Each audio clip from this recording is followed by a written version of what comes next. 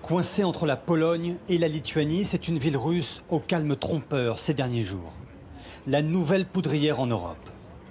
Kaliningrad, une enclave isolée du reste de la Russie, entourée par des pays de l'OTAN. Le chemin de fer qui relie Moscou à ce territoire passe par la Lituanie. La Lituanie qui a décidé d'appliquer les sanctions européennes en bloquant les marchandises contenant du charbon, certains métaux et des matériaux de construction.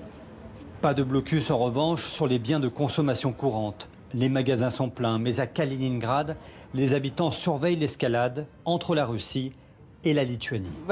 J'espère vraiment que ça n'ira pas plus loin, qu'il n'y aura pas de conflit avec la Lituanie. Ce serait une catastrophe pour nous et pour le monde entier. Nous avons beaucoup de forces militaires concentrées ici. Alors, on n'a pas peur de ce qui peut se passer. Et en cas d'escalade? On fera ce que Vladimir Poutine dira. Le Kremlin annonce des représailles, car Kaliningrad, c'est un avant-poste crucial pour la Russie. Elle y stocke une partie de son arsenal nucléaire. La flotte de la Baltique, vous le voyez, mouille dans ces eaux de Kaliningrad et c'est bien pour ça que ce blocage des trains de marchandises est une affaire aussi sensible. Nous sommes dans un territoire hautement stratégique pour la Russie. Depuis des années, le Kremlin a fait de cet endroit une forteresse au cœur de l'OTAN. Une forteresse subitement vulnérable. Trains de marchandises paralysés et ces centaines de camions bloqués à la frontière lituanienne. Ce jour-là, la file d'attente s'étire sur 8 km. Tous les chargements sont inspectés. Nous, on est des ouvriers, on ne comprend pas les politiciens. On va rester ici 3 ou 4 jours dans notre cabine et c'est dommage.